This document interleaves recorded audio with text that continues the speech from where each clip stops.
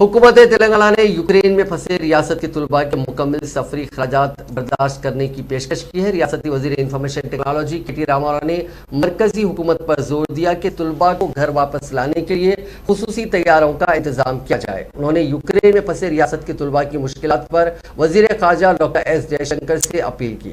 उन्होंने ट्वीट करते हुए कहा कि हम हुकूमत हिंद से अपील करते हैं कि खुसूसी तैयारी का इंतजाम करें।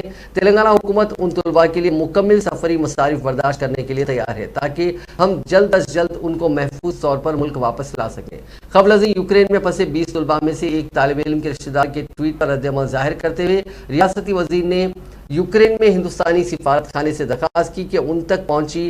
राघवेंद्रा ने ट्वीट करते हुए कहा था कि तेलंगाना के 20 तलबा बशमुल उनका भाई विंटेसा में मदद के मुंतज़िर हैं। उन्होंने लिखा कि तलबा काफ़ी खौफजदा और बेयारो मददगार है। उन्होंने ये कहते हुए फ़ोन बंद कर दिया कि तलबा का मौजूदा मकाम मदद से काफ़ी दूर है। तेलंगाना हुकूमत ने नई दिल्ली के तेलंगाना भवन और हैदराबाद के रियासती सेक्रेटेरिएट में हेल्पलाइंस कायम की है ताकि यूक्रेन में फंसे तलबा और रियासत के शहरियों की मदद की जा सके।